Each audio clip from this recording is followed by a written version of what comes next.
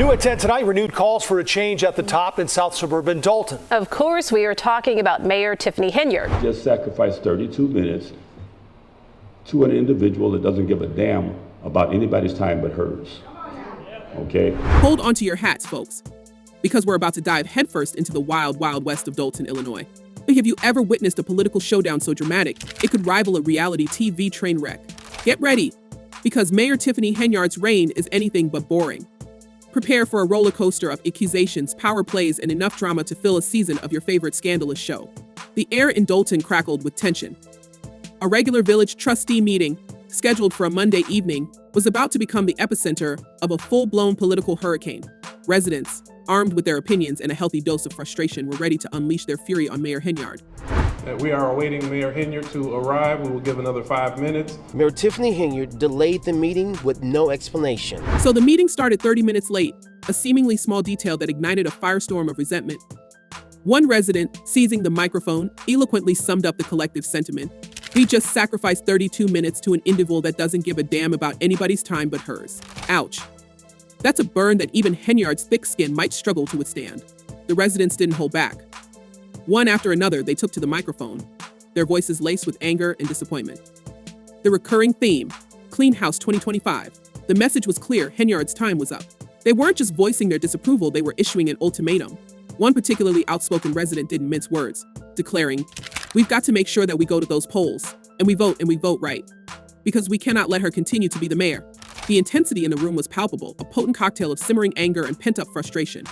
We cannot let her get back and to be the mayor, and we already know she's not gonna win that supervisor seat. That is done. But Henyard, never one to shy away from a confrontation, wasn't about to let the residents have the last word.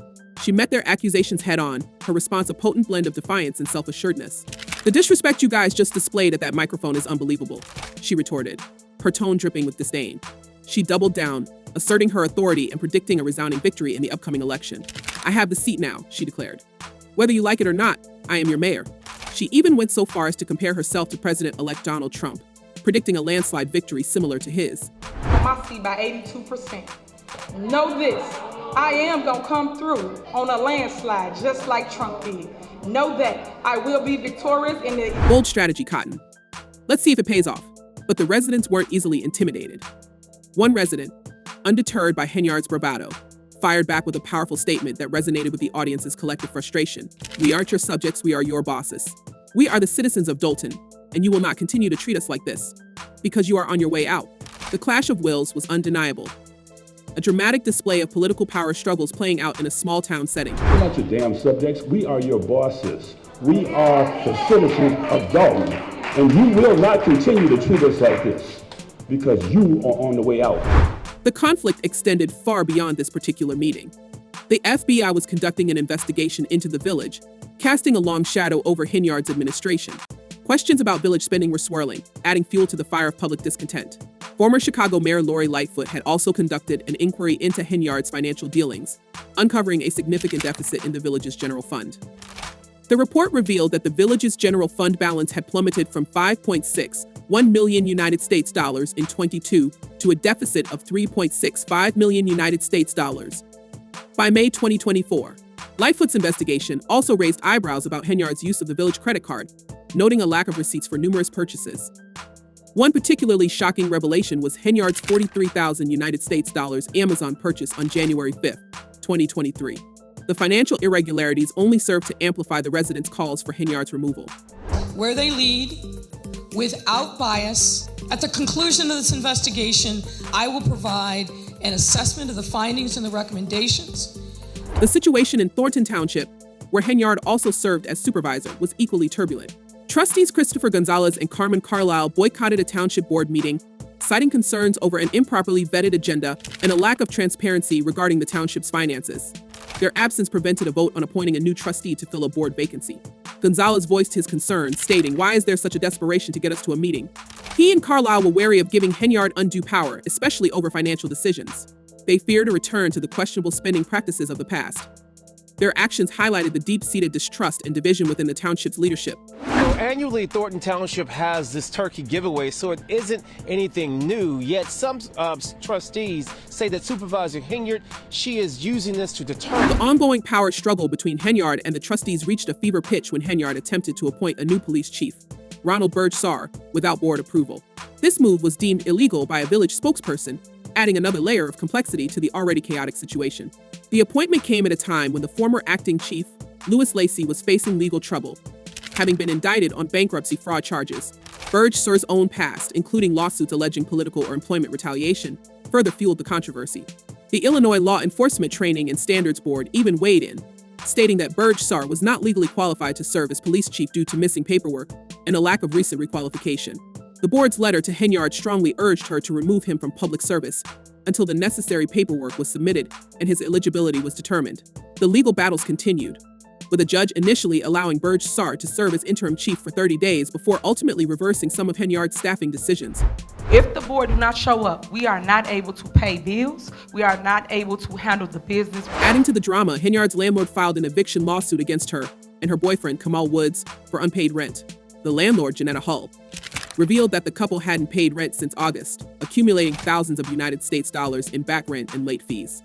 Hull also claimed that Henyard and Woods had changed the locks and garage door code to prevent her from accessing the property. Despite Henyard's attorney denying the claims, the eviction case proceeded, further highlighting the precariousness of her situation. Even Henyard's attempts at public relations backfired. Her annual turkey giveaway, intended as a goodwill gesture, was criticized by some as a distraction tactic to deflect attention from the ongoing controversies.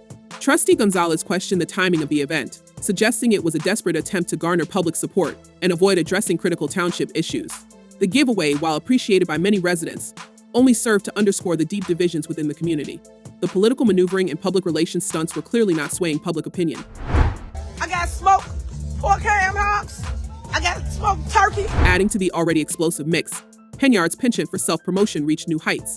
Giant billboards bearing her image emblazoned with slogans like "Keeping My Promises," "Fighting for My Residents," popped up across Dolton, creating a visual spectacle that some found reminiscent of a South American dictatorship. One resident, expressing their discontent, likened the ubiquitous posters to the propaganda tactics of Venezuelan President Nicolas Maduro, highlighting the feeling of Henyard's overwhelming presence and control over the village's public image. The billboards, meant to solidify her public image, instead became a symbol of her disconnect from the concerns of her constituents. You're using public funds for something that taxpayer dollars shouldn't be used for. Beyond the visual displays of power, Henyard's actions further fueled the perception of her as an autocratic leader. Reports surfaced of her using police officers as personal bodyguards, blurring the lines between public service and personal protection. This practice, coupled with accusations of using taxpayer funds for lavish parties and luxury travel, only served to deepen the public's distrust. The lavish spending, coupled with the perceived misuse of public resources for personal gain, created a sense of outrage and injustice among the residents. The use of public funds for personal enrichment, combined with the heavy-handed tactics used to silence dissent, fueled the calls for accountability and change. We weren't opposed to her having the security detail.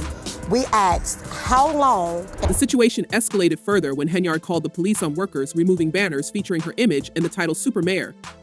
The vendor who supplied the banners claimed she was owed nearly 20,000 United States dollars by the village. Henyard's reaction, captured on police body cam footage, revealed her frustration and determination to pursue legal action against those involved in removing the signage. This incident only served to reinforce the image of Henyard as an out-of-touch leader more concerned with self-promotion than addressing the needs of her constituents. The drama continued to unfold, with Henyard facing a lawsuit from village trustees alleging she had forged checks and withheld financial records. During a heated meeting, she lashed out at the trustees, making racially charged remarks that further damaged her already tarnished reputation. The ongoing legal battles, coupled with the financial mismanagement and questionable spending, painted a bleak picture of Henyard's leadership. The YouTube comments section was ablaze with reactions to Henyard's antics. One commenter quipped, "And the Tiff needs makeup, because without it, she looks like Lil Wayne." Another commenter captured the general sentiment of many, stating, "Never charged, never arrested, never convicted in court. She continues to do whatever she pleases. Over 2 years now and she continues to manage as a mayor. She's untouchable." These comments reflected the public's perception of Henyard as someone who operates above the law, unaccountable for her actions. The comments also highlighted the frustration and powerlessness felt by the residents in the face of Henyard's seemingly unchallenged authority. Investigations from federal entities. Those entities, as we know, can take anywhere from 2 months to 5 years. We feel this option will give us. The story of Tiffany Henyard is far from over. Her re-election bid, announced amidst the chaos, only adds another layer of intrigue to this already captivating saga. Will she manage to weather the storm and secure another term? Or will the residents of Dolton finally succeed in their quest to clean house? The upcoming election will be a pivotal moment, a showdown that will determine the future of Dolton. Will Henyard's confidence prove justified, or will her reign of controversy finally come to an end? Let us know your thoughts in the comments below. And as always, thanks for watching. Until next time, stay tuned for more juicy celebrity gossip.